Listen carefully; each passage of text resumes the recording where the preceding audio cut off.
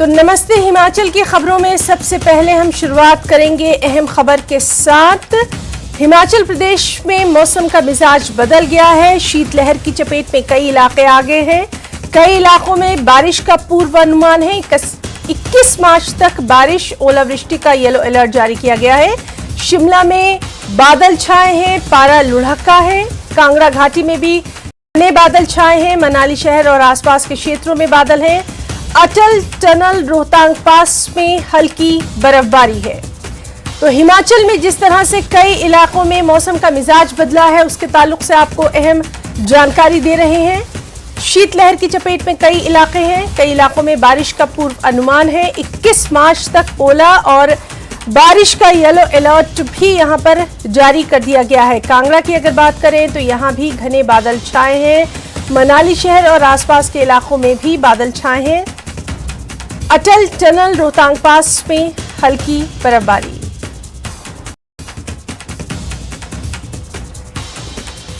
और चलिए सीधे रुख करेंगे। हमारे साथ बदले मौसम का मिजाज जानने के लिए मौजूद हैं हमारे तीन साथी। हमारे साथ हैं रणवीर सिंह शिमला से, सचिन शर्मा मनाली से, विचित्र शर्मा धर्मशाला से। रणवीर, सबसे पहले आपका रुख करना चाहेंगे और आपको देखकर अंदाजा हो रहा है कि मौसम का मिजाज जो है वो कितना बदल गया है। क्या हाल है मौसम का वहां? जी हाँ, अगर ठंड की बात करें तो अभी सुबह का जो तापमान है, सुबह और शाम का, वो काफी नीचे रहता है। अभी 8 से 9 डिग्री यहाँ पर तापमान है। तस्वीर यहाँ राजधानी शिमला से दिखाना चाहेंगे कि यहाँ पर अभी मौसम किस तरह का बना हुआ है। कल शाम को यहाँ शिमला में जब बारिश हुई थी, उसके बाद पारा एकदम लुढ़क गया था और प्रदेश के कई हिस्से शीतलहर की चपेट में आ गए हैं। ये भी बताते चले, मौसम विभाग ने जिस तरह का अलर्ट जारी किया है ना, 21 मार्च तक का है, उससे सबसे ज्यादा जो नुकसान है वो किसानों को हो सकता है। जिस तरह से फसलें अभी है, खासकर मटर की है, गोभी की है, जो निचले इलाकों में उगाई जाती है, कुछ पहाड़ी इलाकों में उगाई जाती है, उन्हें जो है नुकसान हो सकता है। और अभी अगर ये मौसम इसी तरह का बना रहता है तो हिमाचल में सेब के पेड़ों में वो फ्लावरिंग भी शुरू होने वाली है, तो उससे भी जो है ओलावृष्टि को नुकसान हो सकता है। लेकिन यहाँ पर अगर हम दूसरे लिहाज से देखें, आज वीकेंड भी है, तो इस तरह से पहाड़ों पर जब इस तरह का मौसम रहता है तो यहाँ पर सैलानी भी काफी संख्या में बाहरी राज्यों से उमड़ते हैं। तो कुल मिलाकर मौसम का ये मिजाज जो है जनजीवन पर मिला जुला असर डाल रहा है। और यहाँ शिमला की बात करें तो वैसे भी इस बार जो है मौसम उतना मेहरबान शिमला में नहीं रहा है।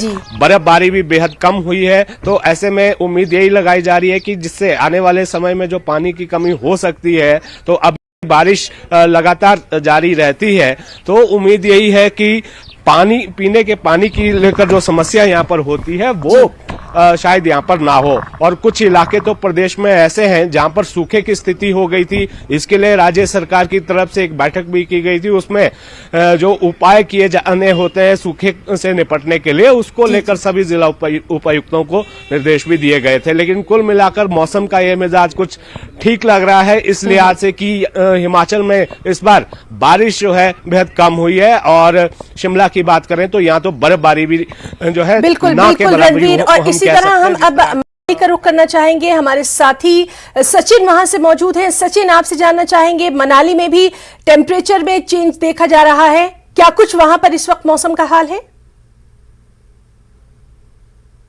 जी हाँ हिना, देखिए अगर मैं बात करूं मनाली से आसपास क्षेत्रों तो यहाँ पर जो है बीते 2 दिनों से जो है यहाँ पर ऊपरी क्षेत्र जो मनाली के है, रोहतांग पास हो चाहे अटल रोहतांग हो, यहाँ पर जो है हल्की हल्की बर्फबारी के दौर जारी। हालांकि निचले क्षेत्रों में जो है रुक रुक कर जो बारिश भी हो रही है। बीते कल भी जो अटल रोहतांग के पास जो है ताजा बर्फबारी हुई है, जिसके कारण जो है सड़कों पर भी जो काफी ज्यादा जो है फिसलन जो है बीत चुकी है और हो चुकी है। हालांकि तस्वीरों में हम दर्शकों को दिखा सकते, देखिए किस तरह जो है जिस तरह जो गाड़ियां हैं वो किस तरह जो रैंकती हुई यहाँ पर जो बर्फबारी के दौरान जो आ रही है। हालांकि अगर मैं अभी की बात करूं, अभी जो यहाँ पर बेशक मौसम में जो यहाँ पर जो आसमान में यहाँ पर जो बादल छाए हुए, आप ये तस्वीरें देखिए अभी की जो घाटी की तस्वीरें हैं, किस तरह जो बादल यहाँ पर जो घाटी में छाए हुए हैं। हालांकि जिस तरह जो मार्च का आधा महीना बीतने को है, ऐसे में जहां मैदानी क्षेत्रों में गर्मियों ने अपनी दस्तक दे दी है, वहीं पहाड़ों पर अभी भी जो है तापमान में गिरावट देखी जा रही है। और इसी के चलते बीते 2 दिनों से जिस तरह जो मनाली सहित आसपास क्षेत्रों में ऊंचाई वाले क्षेत्रों में जो बर्फबारी हो, उससे जो है तापमान में यहाँ पर जो और गिरावट यहाँ पर जो है देखी जा रही है। अगर मैं आज के तापमान की बात करूं तो आज का जो है वो अधिकतम तापमान यहाँ पर जो है 5 डिग्री के करीब जो दर्ज किया गया, जबकि जो न्यूनतम तापमान है वो -1 डिग्री के करीब जो है यहाँ पर दर्ज किया गया। वही जिस तरह जो मौसम यहाँ पे खराब चल रहा है, जो बारिश और बर्फबारी यहाँ पर हो रही है मार्च के महीने में, ऐसे में जो प्रशासन ने यहाँ पर जो पर्यटकों और वाहन चालकों की सुरक्षा को देखते हुए जो अलर्ट जारी किया और सभी वाहन चालकों और पर्यटकों से भी अपील की कि खराब मौसम के दौरान जो ऊंचाई क्षेत्रों का रुख ना करे, क्योंकि जिस तरह जो बर्फबारी ऊंचाई वाले क्षेत्रों में हो रही है उससे जो है सड़कों पर भी जो फिसलन बढ़ रही है। ऐसे में प्रशासन ने यहाँ पर उन वाहन चालकों से अपील की कि बिल्कुल बिल्कुल, तो प्रशासन की तरफ से भी अलर्ट जारी किया गया है। और इसी तरह से हम धर्मशाला का रुख करेंगे। विचित्र हमारे साथ मौजूद है। विचित्र, वहां के मौसम का मिजाज जानना चाहेंगे।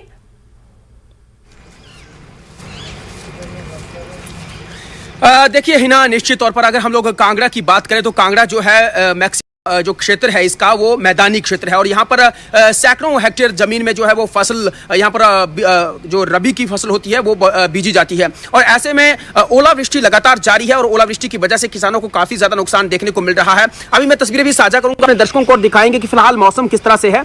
ये देख सकती हैं आप कि किस तरह से पहाड़ी इलाकों में जो घना एक तरह से घने बादल छाए हुए हैं और पूरी की पूरी जो धौलाधार की रेंज है इस वक्त वो बादलों की आगोश में है। और निश्चित तौर पर हम लोग देख रहे हैं कि लगातार यहां पर रुक रुक कर जी लेकिन अगर मैदानी इलाकों की बात करें तो यहां पर हल्की सी बारिश होती है और उसके बाद जो है ओलावृष्टि शुरू हो जाती है। और ये जो ओलावृष्टि हो रही है उसकी वजह से नुकसान जो है वो जो रबी की फसल होती है उसको हो रहा है, जैसे कि हरी मिर्चें हैं, टमाटर हैं, इसके अलावा जो है बीन्स हैं या फिर मटर हैं या फिर अभी जो जौ और गेहूं जो बीजी गई थी, क्योंकि अब जो फसल पकने की कगार पर पहुंच चुकी है। और ऐसे में अगर ओलावृष्टि होती है तो निश्चित तौर पर उनको बहुत ज्यादा नुकसान जो है वो देखने को मिलेगा। अगर हम लोग सर्दियों में देखें ही ना तो सर्दियों में सामान्य से कहीं ज्यादा कम बारिश जो है वो इस बार हुई है, यानी ये कहें कि ना के बराबर बारिश जो है वो इस बार हुई है। और ऐसे में जो है काफी ज्यादा नुकसान किसानों को और बागवानों को भी हुआ है, क्योंकि चिलिंग आवर्स पूरे नहीं है। अब जब फ्लावरिंग का वक्त आया है तो बागवानों को ओलावृष्टि जो है वो परेशान कर रही है। तो निश्चित तौर पर अभी हम लोग देखें तो 21 मार्च तक जो है मौसम विज्ञान केंद्र ने इसी तरह से ओलावृष्टि और बारिश की संभावना जताई है। और तापमान की अगर हम लोग बात करें तो तापमान फ्लक्चुएट हो रहा है। अगर इंदौरा के तापमान की बात करें हम लोग तो वो काफी तपता है, तो वो 18 डिग्री सेल्सियस तक पहुंचा है और बारिश होने के बाद। लेकिन यही तापमान जो है अब वो कहीं ना कहीं 29 और 30 तक पहुंचने लगा था मार्च महीने में ही। और अगर धर्मशाला की बात करें तो 11 डिग्री सेल्सियस फिलहाल तापमान यहां पर रिकॉर्ड किया गया है। और लेकिन कल बारिश हो रही थी और सुबह के वक्त और शाम के वक्त ये तापमान जो है वो 8 और 9 के करीब भी पहुंच रहा था, लेकिन अब जो है 11 डिग्री सेल्सियस तक पहुंचा है। और कल तक क्योंकि जो तेज धूप खिल रही थी उसकी वजह से जो है यही तापमान 17 और 18 डिग्री सेल्सियस तक पहुंच रहा था। यानी अभी सर्दियों का ही एक तरह से सीजन है, लेकिन गर्मियों जैसा आभास जो है वो हो रहा था। लेकिन अब कहीं जाकर जो है थोड़ा सा राहत लोगों ने बढ़े हुए तापमान से ली है। और तस्वीरें तो देख ही पा रहे हैं कि किस तरह से घने बादल छाए हुए हैं और एक तरह से धुंध जो है वो फिजाओं में साफ तौर पर नजर आ रही है। बिल्कुल विचित्र। और इसी तरह से मौसम का हाल लगातार हम अपने दर्शकों तक पहुंचाते रहेंगे। रणवीर, आपसे फौरी तौर पर हम जानना चाहेंगे, जिस तरह से अलर्ट भी जारी किया गया है और खास तौर पर जो पहाड़ी इलाके हैं वहां पर भी एहतियात बरतने के लिए कहा गया लोगों से। जी हाँ, देखिए जो आपदा प्रबंधन प्राधिकरण है वो लगातार खासकर जो ऊंचाई वाले इलाके हैं वहां के जिला प्रशासन के साथ जो है लगातार संपर्क में रहता है। अलर्ट तो हमेशा बना ही रहता है जब तक ये खासकर अगर हम देखें हिमाचल में तो हमने देखा है कि हिमाचल के कुछ ऐसे हिस्से हैं जहां पर अप्रैल में भी बर्फबारी होती है। खासकर जो ऊंचाई वाले इलाके हैं वहां पर एहतियात बरतने के लिए कहा जाता है। और सबसे जरूरी बात यह है कि कोई आपदा की कोई घटना हो जाती है या कोई मरीज को आने जाने में दिक्कत ना हो, एम्बुलेंस रोड जो है वो खुले रहने चाहिए। इसलिए लोक निर्माण विभाग की बात करें उनका जो प्रशासनिक अमला वो जो है अलर्ट पर रहता है। और इसके अलावा आईपीएच की बात करें जल शक्ति विभाग की, वो सारे विभाग जो है अलर्ट पर बिल्कुल। तो 21 मार्च तक बारिश और ओला पड़ने की यहाँ पर येलो अलर्ट जारी कर दिया गया है। अपने तीनों साथियों का, रणवीर सिंह आपका, सचिन शर्मा और विचित्र शर्मा, आप तीनों का बहुत बहुत शुक्रिया अदा करना चाहेंगे मौसम की जानकारी हमारे दर्शकों के साथ साझा करने के लिए। और लगातार वहां के मौसम पर नजर बनी हुई है। फिलहाल नमस्ते हिमाचल में एक छोटा सा ब्रेक, और ब्रेक के बाद नमस्ते हिमाचल में एक बार फिर से आपका बहुत स्वागत करते हैं। विधानसभा सत्र के बीच सुक्खू सरकार ने शुक्रवार को 228 स्कूल डी नोटिफाई कर दिए हैं। डी नोटिफाई होने वाले स्कूलों में 57 मिडिल स्कूल भी शामिल हैं। माध्यमिक शिक्षा विभाग ने इसको लेकर अधिसूचना जारी कर दी है। जानकारी के अनुसार 28 फरवरी 2023 तक इन स्कूलों में कोई भी एनरोलमेंट नहीं हुआ था।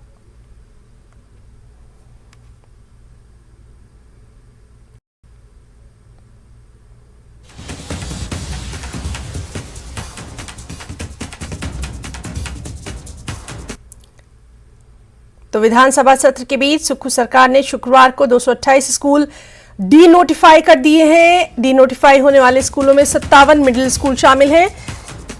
माध्यमिक शिक्षा विभाग ने इसको लेकर बाकायदा अधिसूचना जारी कर दी है। जानकारी के अनुसार 28 फरवरी 2023 तक इन स्कूलों में कोई एनरोलमेंट नहीं हुआ था। तो विधानसभा के बजट सत्र के बीच सरकार का ये अहम फैसला सामने आया। 228 स्कूलों को डी नोटिफाई किया गया।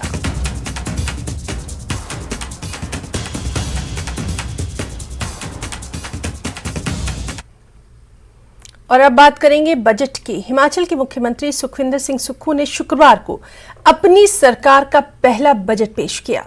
कुल 53,413 करोड़ के बजट में उन वादों को पूरा करने की कोशिश दिखी जो कांग्रेस ने चुनाव में जनता से किए थे। महिलाओं की बात करें, छात्रों की बात करें, बेरोजगारों की बात करें, किसानों या फिर बागबानों की, इन सभी के लिए बजट में कई बड़े ऐलान किए गए। अब आपको दिखाते हैं कि बजट में क्या कुछ खास रहा। 2023-24 के लिए 53,413 करोड़ का बजट।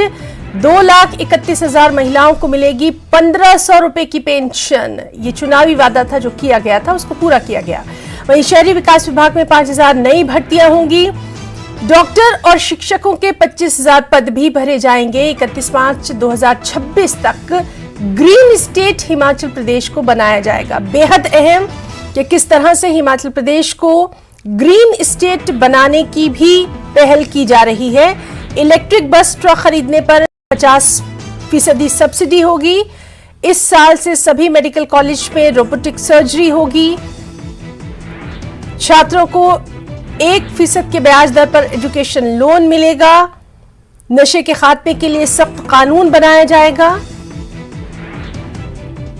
आईटी टीचर के वेतन में भी वृद्धि की गई है। साथ ही साथ आउटसोर्स कर्मचारियों को न्यूनतम 11,000 रुपए वेतन, महापौर को 20,000, उप महापौर को 15,000, जिप अध्यक्ष को 20,000, उपाध्यक्ष को 15,000 मानदेय, पंचायत समिति अध्यक्ष को 9,500, प्रधान को 6,000 मानदेय।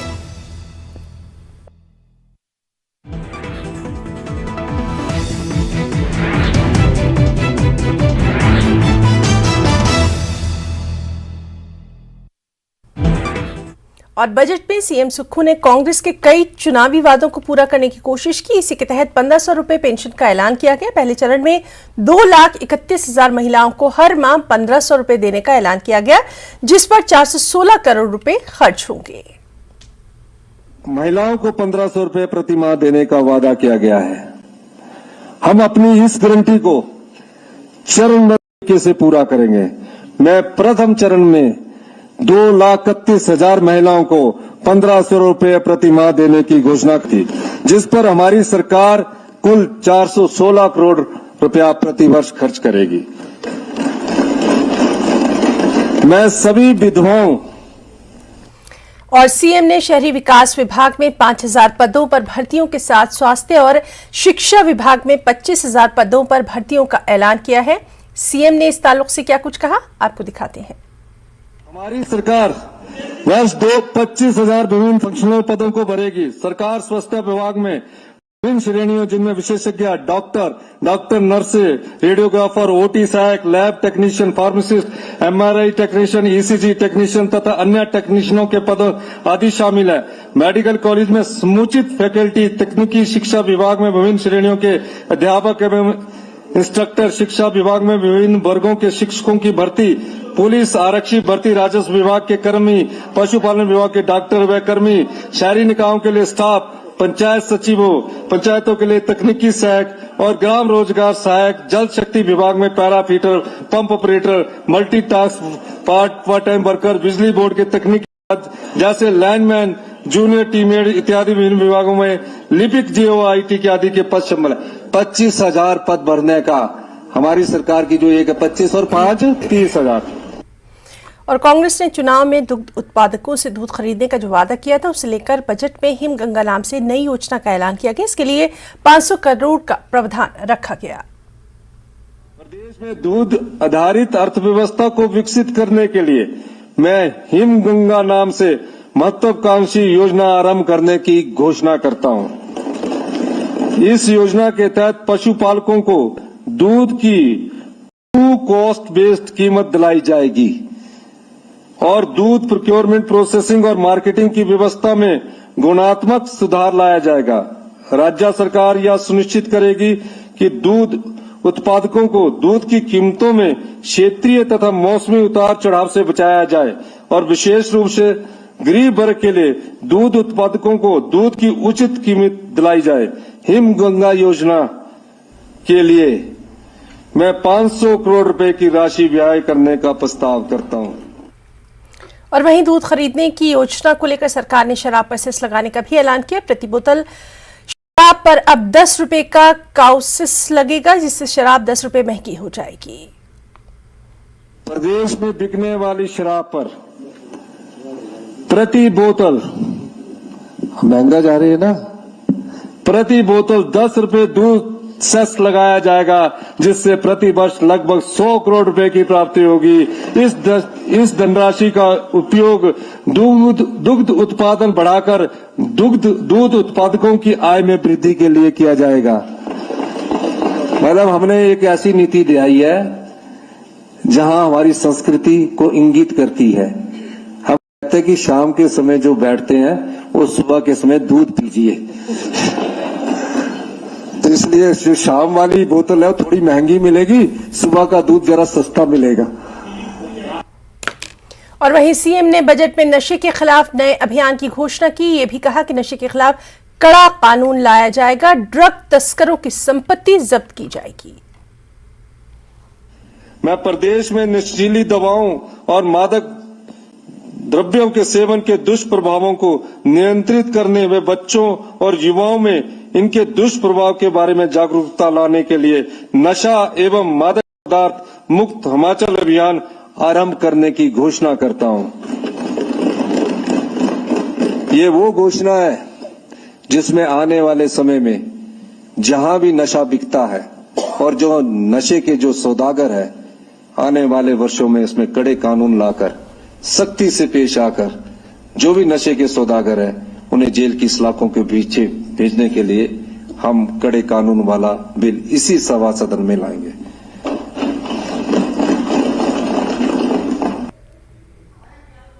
और चुनाव में बागबानों से सरकार ने जो वादे किए उसे लेकर भी ऐलान किया गया। 1292 करोड़ रुपए के शिवा प्रोजेक्ट के तहत बागबानी विकास होगा। योजना के तहत 1 करोड़ पौधे लगाने का लक्ष्य रखा गया।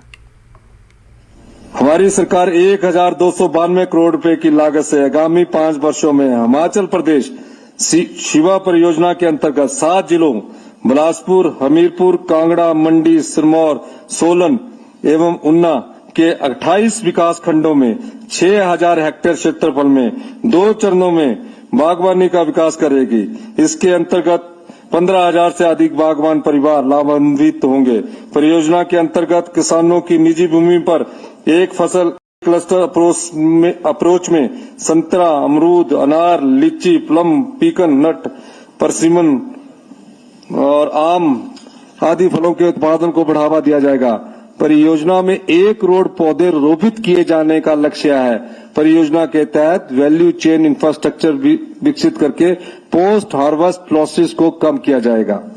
बागवानों के उत्पाद की एचपीएमसी द्वारा न्यूनतम समर्थन मूल्य पर खरीद करने के लिए ऑनलाइन व्यवस्था की स्थापना की जाएगी। इसके तो नमस्ते हिमाचल में आज के लिए फिलहाल इतना ही। नमस्कार।